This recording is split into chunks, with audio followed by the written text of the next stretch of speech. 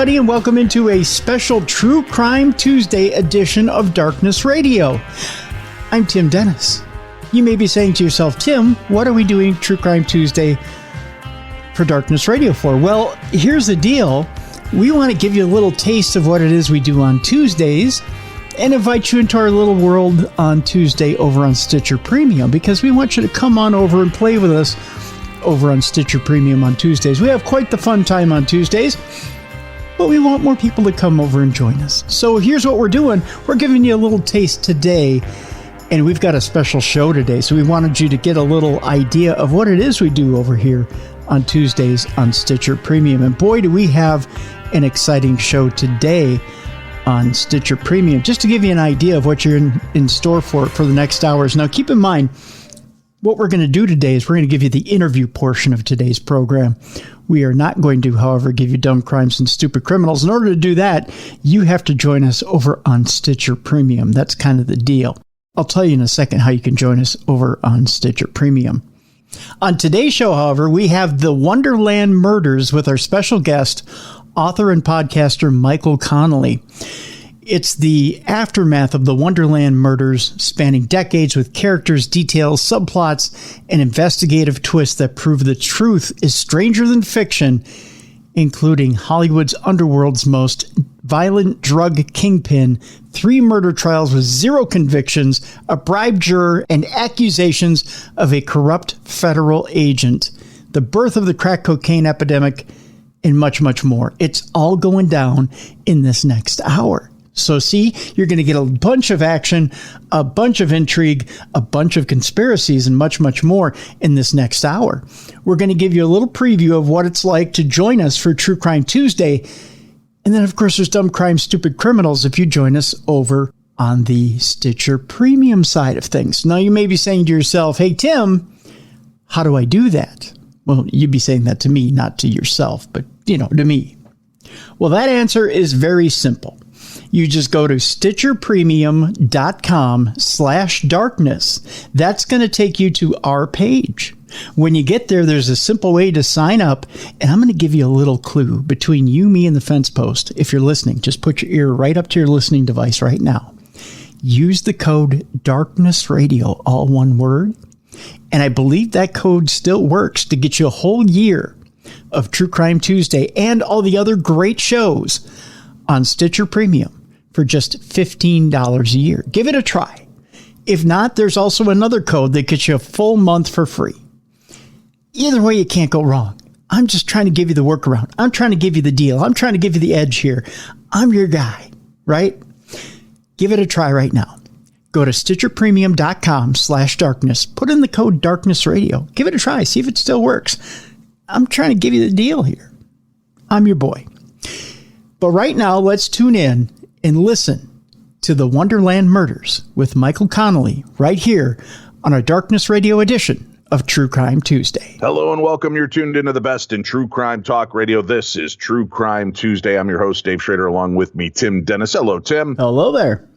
We've got a great guest joining us here this afternoon. This is a case I've been interested in talking about on True Crime Tuesday since we started this, almost a decade ago. Mm-hmm. The Wonderland Murders and Secret History of Hollywood is a new podcast series by Michael Connelly, available on Audible on July 1st. It is coming out. Make sure you guys go check this out. This is going to be an amazing depiction of the Wonderland stories, digging into a part of history many of us don't even know about. Michael Connelly, our guest today, is a best-selling author of over 36 novels and 1 work of nonfiction, with over 80 million copies of his books sold worldwide in 40 foreign languages and over 1 million audiobooks sold just in 2020 alone. He is one of the most successful writers working today.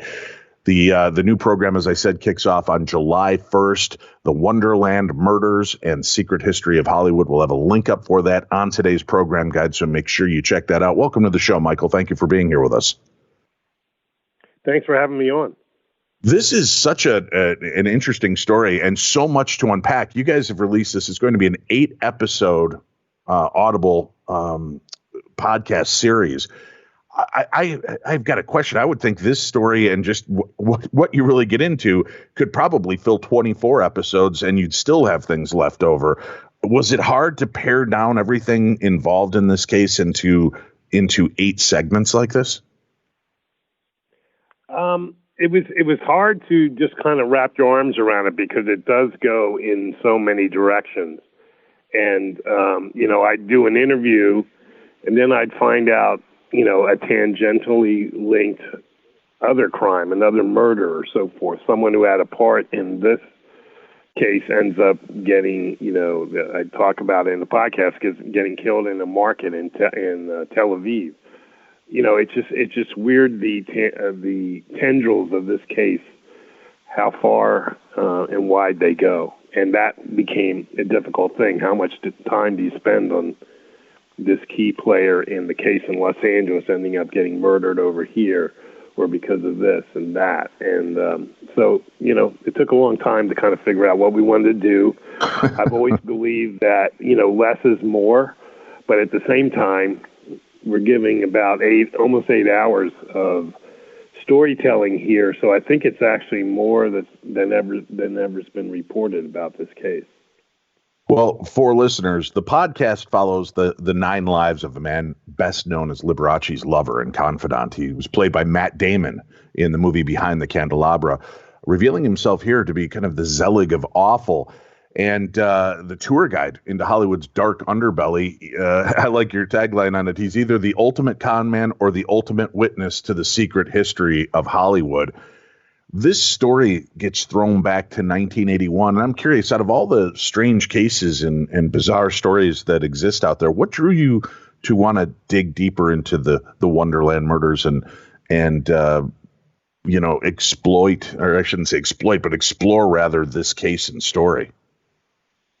Well, 2 things. One, I had a long time fascination in it. I'm a former journalist. I came to Los Angeles in 1987 to cover crime for the LA Times. And that was 6 years after the murders. But when I arrived, the local justice system was gearing up for the first murder trials of the alleged mastermind behind these murders. And I probably should say for the record, and if people don't know about this case, it's about 4 people that were very savagely, brutally beaten to death in a house in Laurel Canyon on Wonderland Avenue in L.A. in 1981, actually 40 years ago, Thursday, July 1st. And so I had a fascination with the crime as a journalist, as someone who came to Los Angeles, and, it was another one of these kind of iconic Los Angeles cases. So there's that. I also lived in Laurel Canyon for a number of years and lived just a couple blocks away from the house where this happened. So there's also that. But then jump forward almost 40 years, and I get I have a cadre of current and former homicide detectives with the LAPD to help me with my books. I'm a former journalist. I want my novels, even though they're fiction, to be as accurate to the world of police work as I can get them, and I use a group of people that are willing to help me.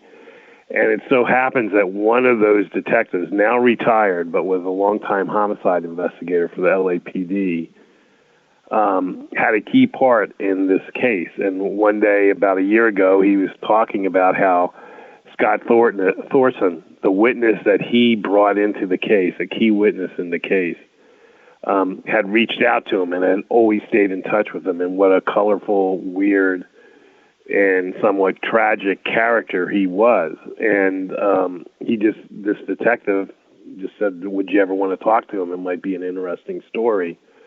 This is a detective who's also involved in the prior podcasts I've done. So a little bit of long-time interest, and then something current happened where I was given the opportunity to meet, as you call him, the Zelig of Awful, which is a very apt title for him. When you look at on the whole, all right, 40 years have passed. Is it one of those situations of, well, what more could there be to be told about these cases, about these stories? Is that kind of what drives you into kicking over a few more stones to see if there are still gems out there that relate back to this part of history? Yeah, there is. You can call it egotistical or whatever, but because of my books, I have an access to the LAPD. I know a lot of people within the LAPD. A lot of people trust me to tell a story accurately. And so I went into it thinking, well, I might have an entree into this story that other people didn't have. I also knew that 40 years later, most of the people, if they're still alive, are retired. And I've always found that people that are not working within a bureaucracy are more open to talking about it after they're out of it.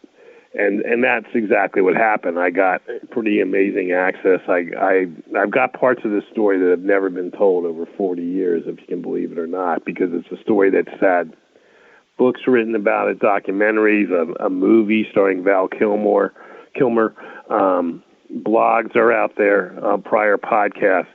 But I'm very confident that I'm telling a story that's fuller and that has not been told in this complete way before. And you said kicking over stones and finding new gems. Yeah, we have a lot of those, I think, in this podcast. That's fantastic. I've got to guess, going back, revisiting with these officers that are now retired and a little bit, as you said, not under that bureaucracy, and they're able to be a little more forthcoming. Do you find that there is some pushback, a little bit of resistance, though, so that it doesn't appear as though they missed something or were inept in any way in their job? Or are they very open about things that they feel were overlooked or under-examined in these cases? I think they've been very open, and it's not like I've got any gotcha moments, but, a big thing is that Thorson was in the house where Eddie Nash ordered his henchmen to go out and seek revenge on these people. He was there. He was like a witness to this, and that never was known to police for 7 years. And, his name came up on the list, but this guy was a drug dealer. People were in and out of his house all the time.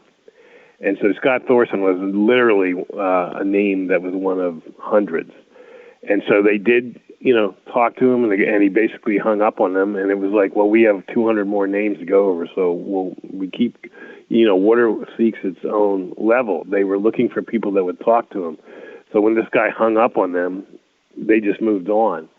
And, they don't regret that. They knew they had a lot of work to do, and there was nothing that stood out to them that made them say, we got to find this Scott Thorson and talk to him and make him talk to us.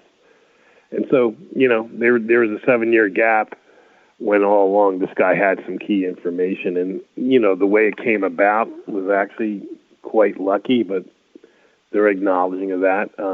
As the lead detective on the case, Tom Lang, said to me just the other day when I was talking to him, murder is messy. It's not like your books. It's not like fiction where villains are always caught and loose ends are tied up. In real life, murder is messy, and things get missed. And so they're pretty open about that. They were kind of relentless they were relentless in their pursuit of this, and I think that's what they can hold on to and be proud of, that they never gave up. Well, let me ask you this then. Suddenly you're hearing from this guy 40 years after the fact. How much concern is there in the accounts that he's about to share with you? For accuracy. I mean, let's face it, sometimes it's hard for us to remember what happened 3 weeks ago, clearly, let alone 40 years ago. Also, you've got a character who is very quirky, right? How hard is it to separate fact from fiction in the tales that are being spun for you? Well, that's the task. And, from the very first episode, I call him an unreliable narrator. I take a phrase from my fiction, a form of telling a story where you're not sure if the person's telling the truth. And that is Scott Thorson. And I have detectives who say he tells the truth, and I have detectives who say every word that comes out of his mouth is a lie. That, to me, is a great construct. So the job of my job and the job of the podcast is to take what he's saying and check it against facts, check it against other people's memories. And you're right, 40 years ago, it's tough to remember what was going on 40 years ago. These were very hyper-intensive moments in this crime and so forth, so that there's a better chance of impact of memory. But at the same time, that's my job to figure out whether this guy is telling the truth. And as you go through the podcast, you see where I can either disprove or prove something from an outside form of evidence or documentation and so forth. I mean, this goes back to what I said earlier about my access. I've gotten access to the case files, the documentation that no one's ever had. And so it's full of stuff that no one has ever known, and it debunks stuff that is pretty widely accepted about the case. It confirms other things. And, you know, this is the official documentation of it. So it's good to have this when Scott Thorson starts saying something. But I you know, the bottom line with me and Scott Thorson is that they missed him for 7 years. But then when they got him, I have the summaries of his very first interviews in jail, and then I have summaries of repeated interviews. His story does not change, and all homicide detectives, long before I did this podcast, they've always told me that when you have a snitch, someone who is out for themselves first, willing to trade information for like help on a case and so forth, which was Thorson's situation, you make them tell the story over and over and over again, and then you start seeing cracks in it if it's lies, if it's based on lies. And, you know, I've done that myself. I started this podcast, the research or the reporting of it, over a year ago, and I've had so many conversations with Scott Thorson, and I've gone back over and over again the case, and this was before I was able to get all this documentation, and so then lo and behold, months into this, I'm able to procure the case files and stuff, and there are these summaries, and the story has not changed. He has said the same story every time, and so I think there's a level of confirmation or credence, whatever you want to call it, in that. Again, he could have started with a lie and always stuck with his lie, but a lot of what he says matches to the facts and the evidence. So it's a gray area. I'm not going to say that he's 100% honest. I don't believe that for a second, but I think it's very well documented that he has a place in this case, and then it becomes just like the detectives way back in the day. It becomes my job to try to get through all the fuzz around it and get to the bone of the truth. Well, let me, if you don't mind, let me read the synopsis here for the series so people know a little bit more about this, and maybe we can unpack some of this information. The synopsis: though it happened in 1981, the aftermath of the Wonderland Murders spans decades, with characters, details, subplots, and investigative twists that prove the truth is stranger than fiction adage, including Hollywood's underworld's most violent drug kingpin, 3 murder trials with 0 convictions, a bribed juror, and accusations of a corrupt federal agent, the birth of the crack cocaine epidemic, the investigators behind are being investigated themselves, the Black Guerilla Family, the biggest porn actor of his generation, John Holmes, not to mention wild claims about the drug use of many major celebrities, a Boston mafia don, and finally the story of a quick buck televangelist who was supposed to be in witness protection when he ended up on the floor of a Florida motel, shot in the face and left for dead. That's a synopsis, The Wonderland Murders and Secret History of Hollywood, a podcast series by Michael Connelly. Walk us through the and I understand you go so deep into these stories and cases throughout the 8-episode arc, but if you could, let's look at an overview of the Wonderland murder case. Take us back to that time and give us a little bit of the background of what was going on. Well, I think one reason why this case has had a resonance across 4 decades and is kind of like in the dark pantheon of iconic LA crime is this location. Wonderland Avenue is in Laurel Canyon, which is in, a small part of the larger Hollywood Hills, and it's a very wooded, bucolic idyll, if you will. And so when you have 4 people savagely beaten to death in a house in this place, that alone stands out. But also what underlines it is this is kind of like the capper on the end of an era in Laurel Canyon. In the 70s, the culture and the music all kind of had its seed. It all emerged out of Laurel Canyon. This is where Crosby, Stills, and Nash lived, where Joni Mitchell lived, where Linda Ronstadt lived, where a lot of the Eagles lived, James Taylor. The whole 70s, I keep calling it the peaceful, easy feeling, to quote Eagles song. Right. That whole kind of country rock culture and music that kind of took over the business. It was really when the music business at that time was all centered in New York. It shifted to L.A. because this is where the music was being made that the baby boomers were listening to. So there's this mythos about Laurel Canyon, an aura about it.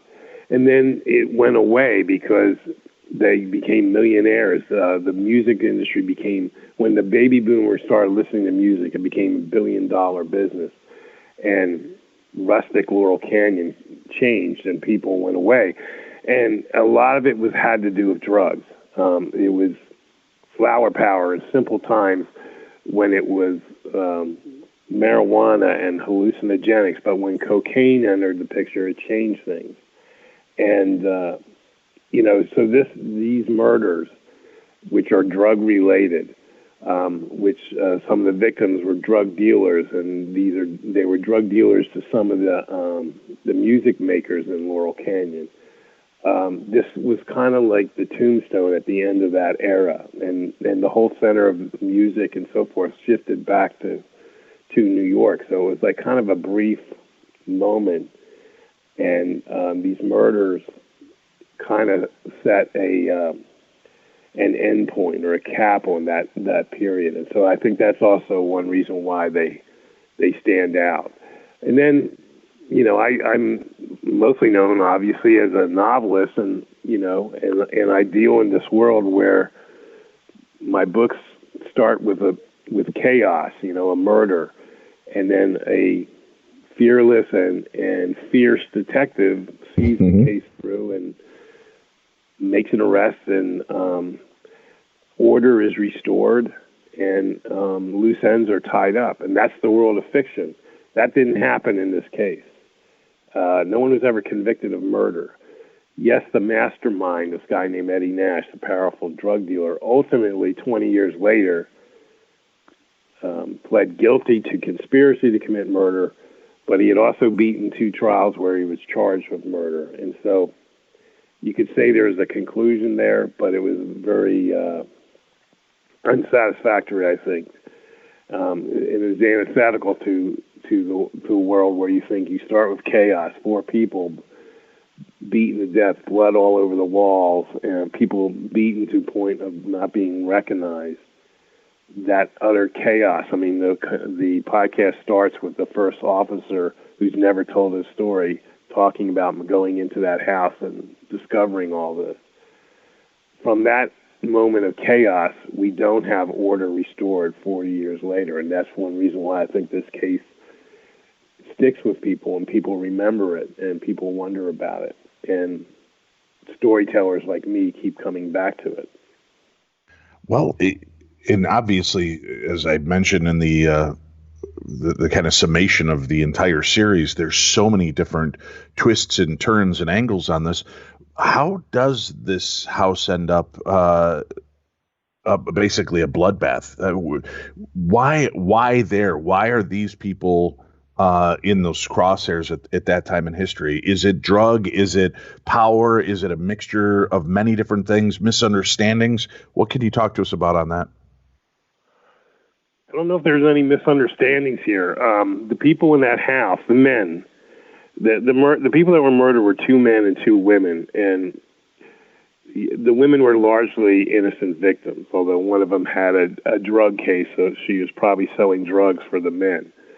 But the 2 men were part of what they called the Wonderland gang, and they were drug dealers, and they were also thieves. They were all addicted. They had pretty big heroin habits. And so they were either selling or using their drugs, and they were constantly doing robberies to sustain this lifestyle. And through the porn star John Holmes, who was also an addict and one of their customers and a frequenter of that house on Wonderland Avenue, like I think most people that are caught in this world of addiction, they didn't just buy from one person. This guy, John Holmes, the porn star, knew of another house on the other side of the canyon where a powerful and well-connected a guy who was dealing with Colombian cartels and so forth to move large quantities of cocaine into Los Angeles and heroin, named Eddie Nash. Holmes said, that guy has drugs, he has cash, you guys should rob him. And that started this whole thing off. The Wonderland gang robbed Eddie Nash, took from him cash, drugs, guns, and dignity. They humiliated him, put him on his knees, put a gun in his mouth. And this is a guy who had a healthy ego as a drug kingpin.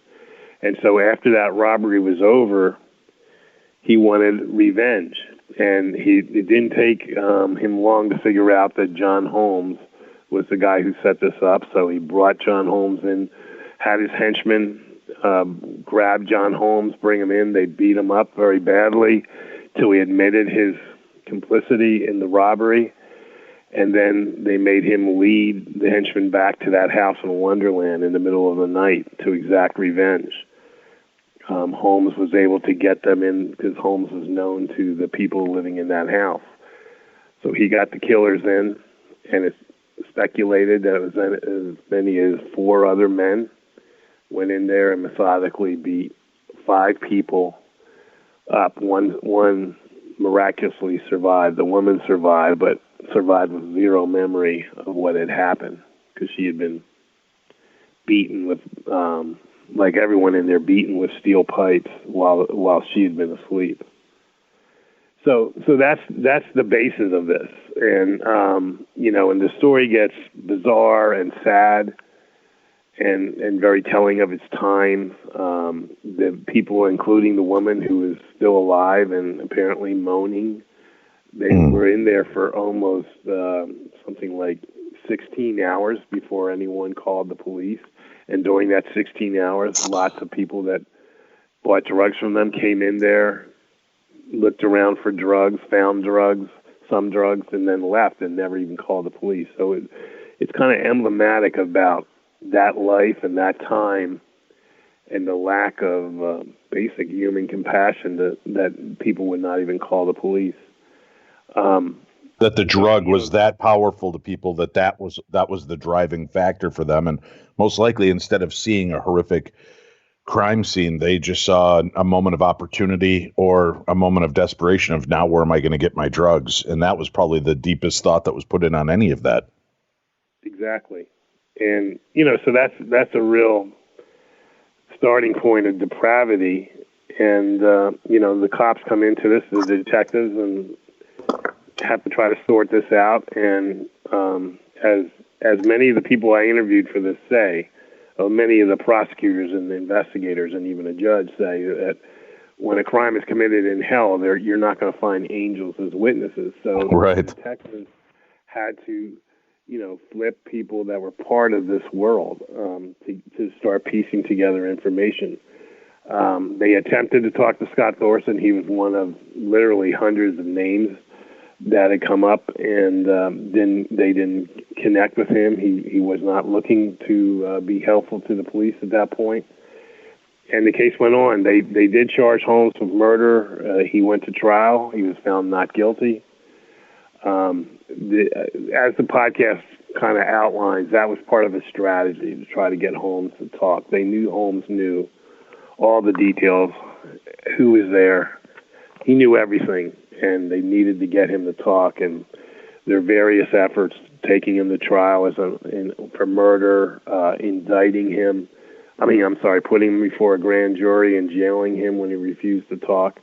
He never spoke. He never talked. And some people say it was because he was deathly afraid of Eddie Nash, but I've come to realize what some of the other investigators said. He just did not want to go down in history as a snitch, because even when he was on his deathbed, dying of AIDS 6 years later, and the police came to him one more time to say, "Do you want to tell us what happened? You know, there's no threat against your life. You're down to days, maybe weeks. Now's the time to tell us what happened." And he still wouldn't tell them what happened. So that's a. Do you believe that was that over fear of maybe not what would happen to him, but those that he left behind? Was he still in a protective mode that way? It could have been, but he had pretty much lost everybody in his life by then. Was kind of on his own in life, so it's hard to believe that. But you know, it's unclear as to whether like anyone got an alternate message to him, like, "Hey, just go out if you talk to anyone, even on the deathbed confession, people that you at least used to know and love would pay." That's a possibility. It's you know, like in most things in this case, it's not completely clear. But he did go to his grave of all the secrets, and that made Scott Thorson's stock certainly rise when he needed help. He got arrested for a robbery and so forth, and was facing prison time. It was only then that he decided that he would cooperate with authorities. And once Scott Thorson enters the picture, again, how big does this blow up for the prosecutors and the police department? Is there enough meat on the bone, differences and things that they didn't know to make this a vibrant investigation again? Yeah, I think it did breathe new life. In the early 80s, after the crime, there had been a prosecutor assigned to everything to do with Eddie Nash, drug cases, murder cases, everything, and he left to become a judge. And so a new prosecutor came in and was reviewing things just at the time that Thorson came forward. And, you know, I've got these internal memorandi, I don't know what the plural is, but where this new prosecutor is, you can kind of see his thought processes on the paper, where he's determining that with Thorson and the evidence we've had all along, I think we can make a case here. So they do go forward. And he was ultimately right. They charged Thorson and a bodyguard named Greg Dials with the murders, and they were acquitted. But it was later revealed that Nash had bribed a juror, and that juror held out. So it was 11-1 for conviction. That juror would not change her vote, and the judge called a mistrial. I misspoke there. He wasn't acquitted. The case ended in a mistrial. But you know, if he had not bribed that juror, it's very likely this prosecutor would have won the case. And then they retried, and that one was more of an acquittal, but they also didn't have Scott Thorson in that second trial. Now, as you said, I mean, you know, sometimes life is stranger than fiction. And looking at just how deep and wide this goes and how many players are involved, you know, bribery, graft, deception, lies, all of this piling on. I mean, it sounds like something straight out of a Hollywood movie, not out of reality, right? There's obviously going to be no clean ties to any of this, but it sounds made up. Is there any point in this when you're looking at this case and you're thinking, boy, I couldn't even write something this convoluted and crazy of a plot line? Yeah, I mean, it's kind of the opposite. It could only be true because it's too bizarre. You know, I've been writing fiction for 25 years, and more than once, my editor, I've actually based stuff on true things that have happened, and my editors come back and said, that's not believable. And I would say, well, it actually happened. And she goes, well, that doesn't matter. This is fiction. Everything has to be believable. There has to be logic in fiction, right? Yeah, and in real life, it doesn't have to be believable because it isn't. You know, there's so many weird things about this case and so many strange coincidences. There's so many things, so many twists and turns that would not be allowed in fiction. And, you know, that's one reason why I enjoy doing it, because it's a total break from the other stuff I do, because I have to construct something that's very believable and all the parts fit.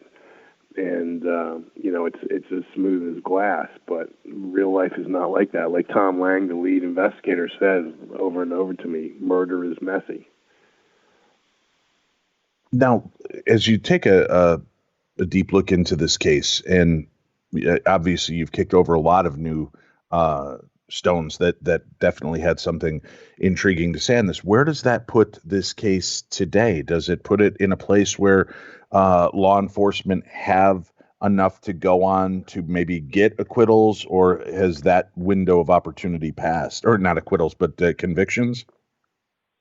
It may have passed because, you know, we have so much more technology now, but we were kind of naive, I guess, back in the day, so that when that case I just talked about, the first murder case against Nash and Dials, ends in a mistrial, and then they try again, and he's acquitted. They're acquitted.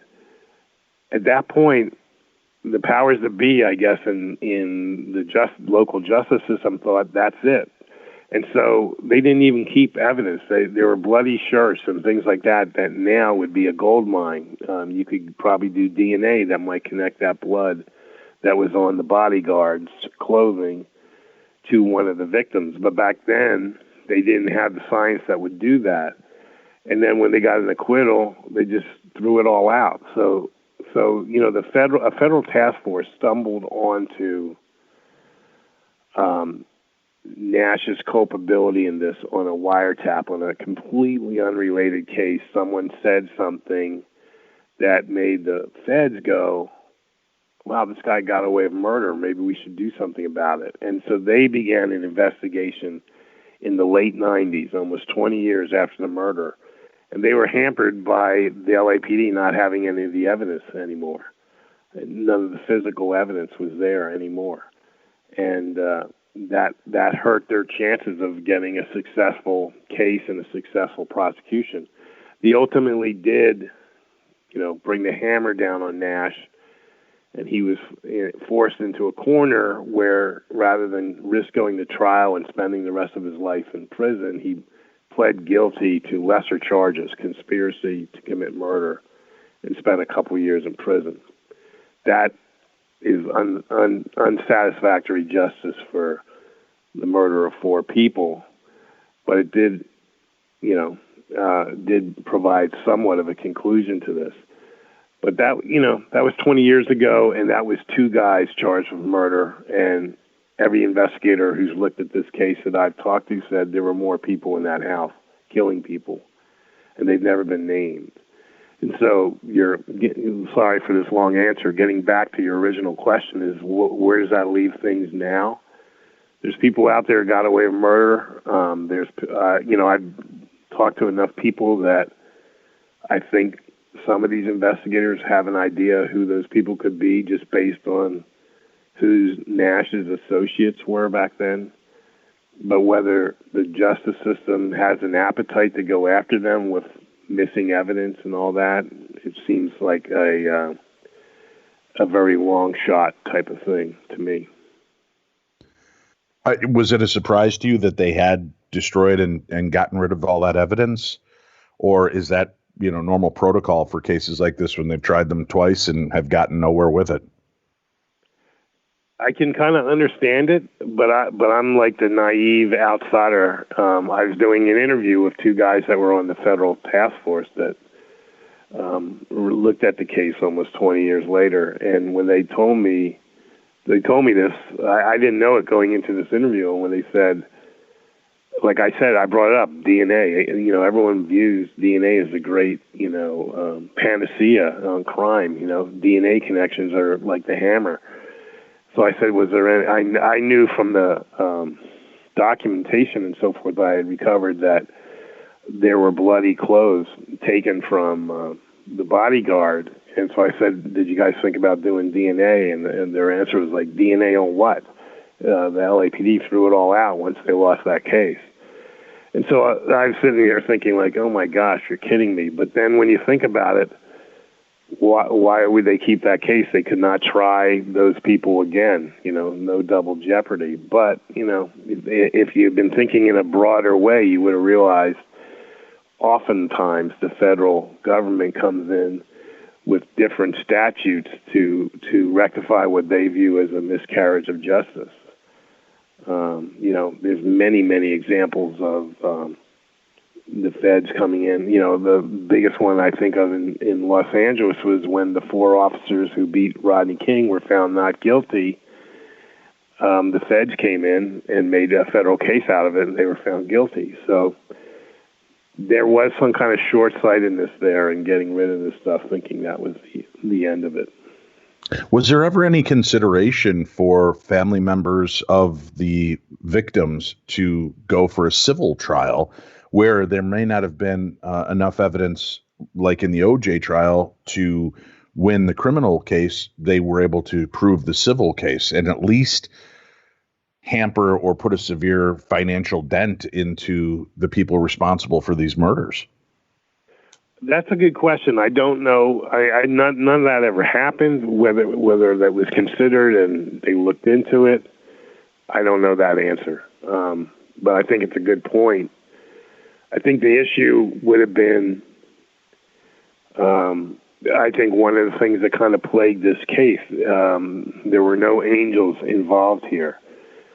The one person I think they could have made a case was there was a woman who is completely uninvolved with this group, but was visiting a friend and was sleeping on the couch in that house. She was from upstate California, and so she really had nothing to do with this, and had her life taken away from her.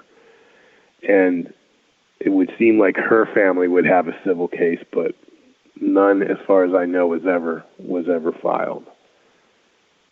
All right. Yeah, I was curious about that angle of it. And, now do you know that in a civil case, if they are going to do this, do they get depositions that could open up new avenues towards a criminal case in the future? It could. There's all kinds of things that, can still happen and keep something going and keep something alive. But, at this point, I don't think that's a possibility. But, Right. Why they didn't do it back then, I do not know. Well, Thorson came forward, right, to try to better his own position at a time when he was facing jail. Why come forward now, 40 years later, to dig deep into this again? Is it for relevance, to not be forgotten, or guilt? Why did Thorson feel he wanted to help re-examine this case and help turn over new leads? I think you get into the heart of celebrity in this. From an early age, he was on stage with Liberace, and he had that kind of attention and that kind of adulation. And I think he's always searched for it ever since. Now, he didn't come to me and say, let's do a podcast, let's do this story. A detective who was a close friend of mine and helped me with my books was the guy who brought him into the Wonderland case, 30 years ago. And Thorson has been in and out of prison, mostly for drug situations. And he's always stayed in touch with, this is a detective named Rick Jackson. Over the years, he's always stayed in touch with Rick Jackson. For reasons I'm not really even sure. Maybe because he just believes Rick gave him a fair shake. I don't know.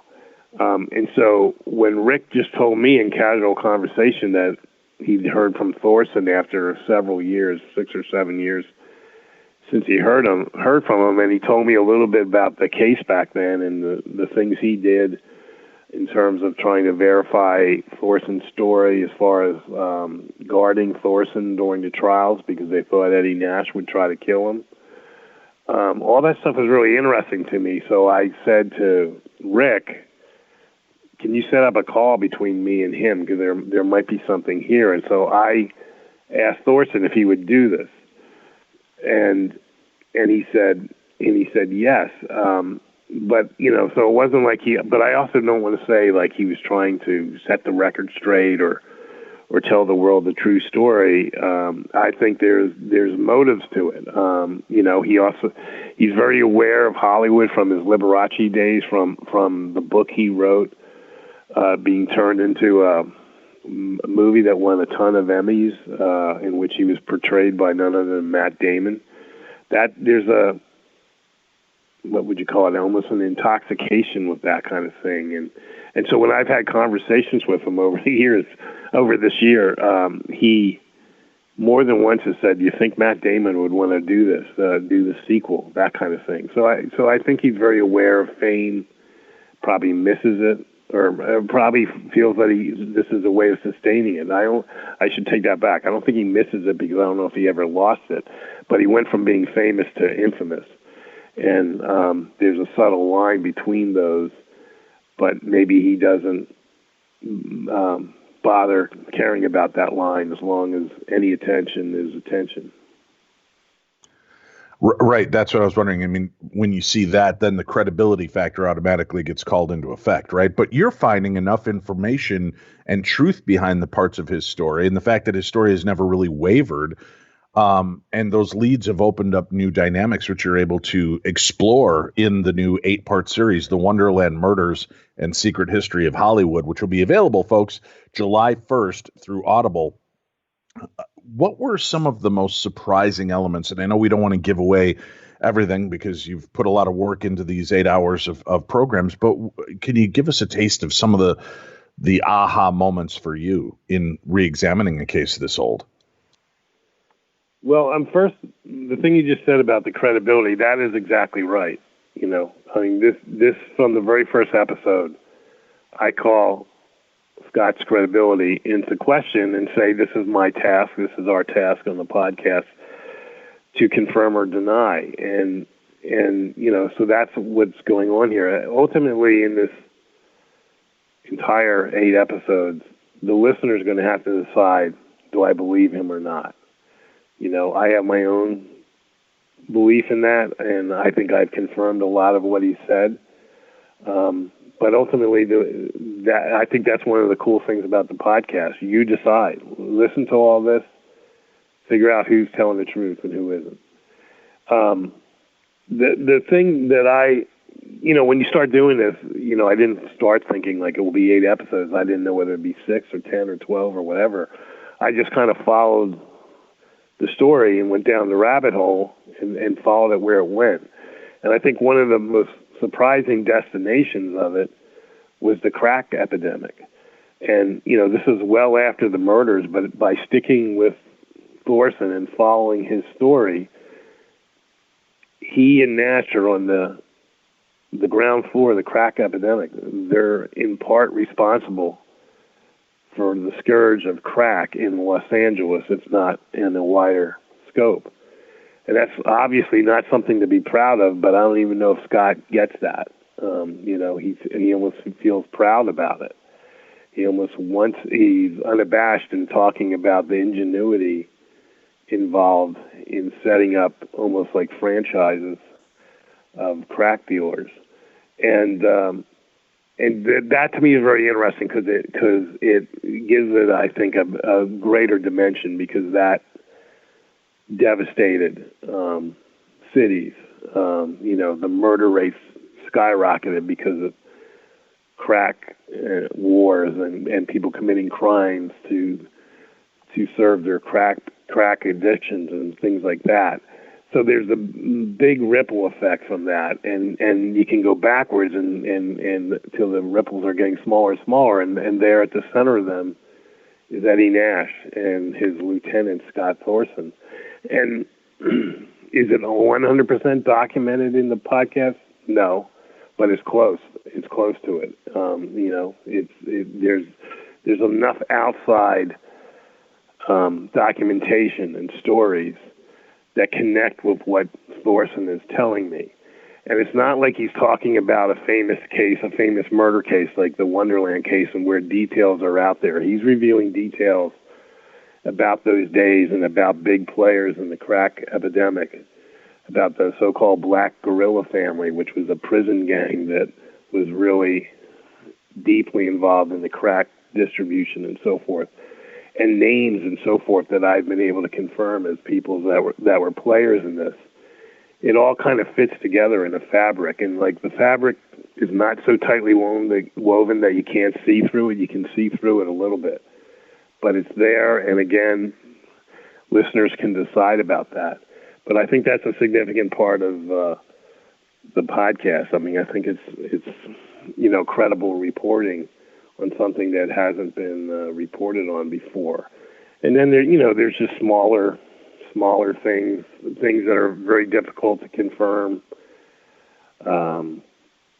Thorsen's, it's not even his name now. His name now is Jess Marlowe. His legal name is Jess Marlowe. He's been in prison under that name. The government views him as Jess Marlowe, and he says that's because he was in witness protection, that when he agreed to testify against Eddie Nash, he was put into witness protection. So how do you confirm that? You can't call up, the U.S. Marshal's office and say, is this guy in witness protection? So if he's being a con man, he's very clever in telling stories that you can't confirm. And so in the podcast, we go to great lengths to try to confirm or deny that he was in witness protection. Right. So a lot of little weird twists like that to, again, help bolster your story or show the faulty nature of an addict and a drug supplier, a guy that had his finger on the pulse of that society. And what is he willing to do to, as you said, kind of keep or maintain a level of celebrity and notoriety? And B, what does it really mean then to get to the truth? Does he seem to really, as you said, he's kind of out of touch with the fact of grasping how devastating his actions have been? Is he aware of the overall arch of this and how dark it really is? Or does he seem kind of oblivious, like he's just so steeped in it that this is his life and he doesn't see the true fallout for all? I think it's the latter. I think he's close to oblivious. Every now and then, I mean, he's known a lot of people that have not survived, people that weren't even necessarily his enemies, but drug dealers that got murdered and, that he supplied and things like that. And so every now and then he's contrite about some of the damage that is done. but it's damage close to him, not the bigger picture. I think he's kind of oblivious. So it's like I'm not sorry I did what I did. I'm sorry I got caught. So he's more worried of that kind of concept of the overall scope doesn't bother him, but the things that directly impact him are the things that irritate him or upset him. Yeah, and he has the I don't know, I was going to say the gene, but whatever. He has a personality effect that nothing was my fault. Like I didn't know that was going to happen. When I made, 32 pounds of crack, I did not know it would end up killing people, that kind of thing. That's not a direct quote. I'm just saying, right. This is his view, or this is how he can, stay within himself, live with himself, I guess you would say. Can I ask you, as an author who's, written fantastic books and certainly has had quite a bit of attention on him for so long, and you base some of your books and stories on real cases, is it harder when you are digging this deep into a specific set of stories? Does it affect you differently than it does when you research for one of your novels? Yeah, definitely. Well, I mean, I was a journalist for 14 years, so it's not like I lost those skills, right, or the ethics of journalism. And so, I am staying within the bounds of what I can accurately say and truthfully say in this podcast, and with at the same time throwing out the questions to the viewer, listener, You decide if this is the truth. I think this, I think that. But, you know, at the same time, when I write fiction, no one gets hurt. And no one's going to get hurt from this podcast, but people did get hurt in the stories that I'm telling. And that does, you know, weigh on you. I think there's a value beyond entertainment to this podcast. I mean, I think it's documentary and it says a lot about us and where we were. And, you know, if you can deliver a character, no matter how peculiar that character is, like Scott Thorson, and then you balance it by spending time with the character of detectives that have to delve into this human abyss, into these dark waters, and then go home and open the door and say, "Honey, I'm home." You're telling viewers stories about people that they can adhere to and be inspired by, and then you're also delivering character that they wouldn't want to touch with a 10-foot pole. And, you know, I think there's a value in that. I think there's a value in telling the story 40 years after it happened. Do you feel, you know, like you said, nobody gets hurt when you write a novel. You write a book that goes this deep in, kind of an expose or a podcast that's going to go in further than anybody has gone before. Do you ever worry about repercussions from the powers that have been protected all these years, being upset that you're kicking over stones they'd left, you know, they'd rather left unturned? I haven't really felt that way. Also, it is 40 years later, so a lot of these people are not around anymore, especially the powers, as you say. But, you know, if you... I'm not trying to make myself out as some, you know, white knight or something. There's nothing brave about what I'm doing. To me, I'm just trying to put my arms around a very complex story.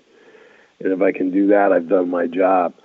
But I don't think there's a reason not to tell this story, because it might be upsetting to some people who have to live with their own choices and decisions from back then or in the years after.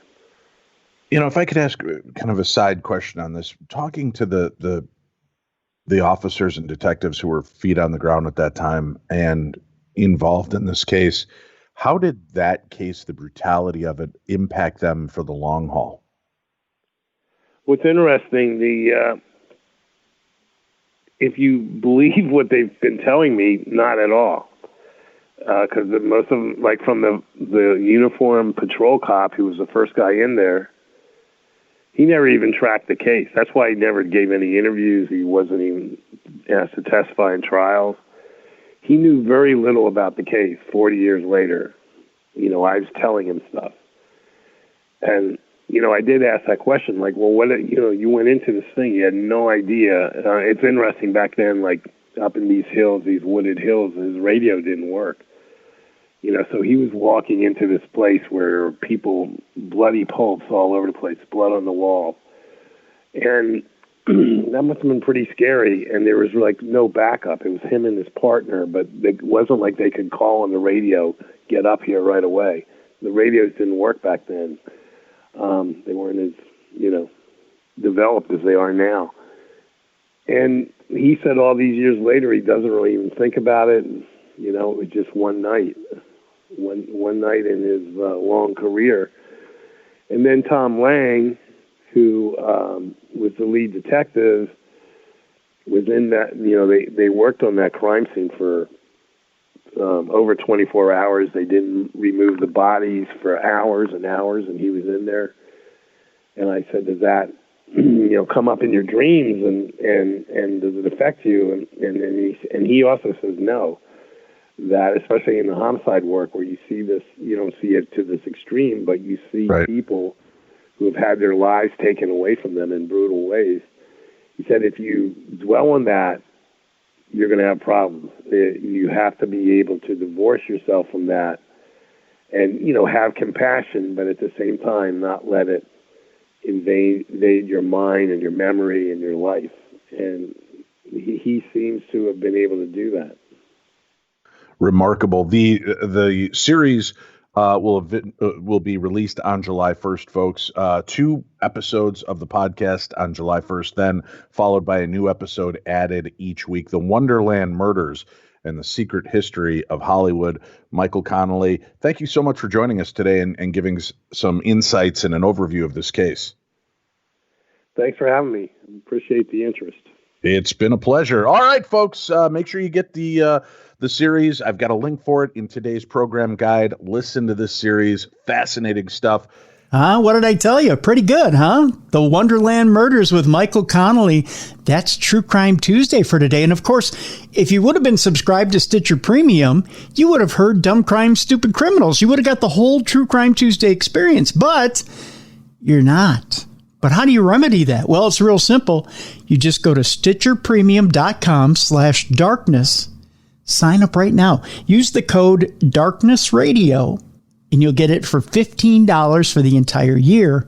Or if that code doesn't work, because for some odd reason they might have pulled it, well, just use the code that's on the page, and you'll get a whole month for free. Don't blame me if you missed out on the code. I'm just hoping it still works. I'm hoping they forgot about it. That's just me, though. Try it anyways. I'm your boy. I'm trying to hook you up. It's your boy, Timmy D. I'm looking out for you, one or the other. However that works. Darkness Radio is the code. All one word, Darkness Radio.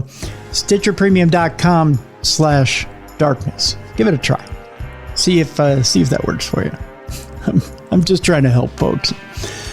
Sign up for $15 for the year for True Crime Tuesday. We want you over there listening to the show. It's a great show. We work very hard every week to bring you the best in true crime talk radio.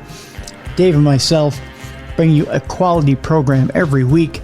Some of the best true crime authors and investigators are over there every single week, giving you some of the most intriguing stories over there at True Crime Tuesday. And of course, we've got Dumb Crime, Stupid Criminals every week. You got to keep up on Florida Man and Pennsylvania Man and Minnesota Man and all those different men over there that can't keep it together, can't keep it straight. It's an adventure, that's for sure. It's an adventure. All right, folks, be sure to tune in tomorrow for supernatural news and some other intrigue and silly adventures for sure, right here on the best in paranormal podcasting, Darkness Radio.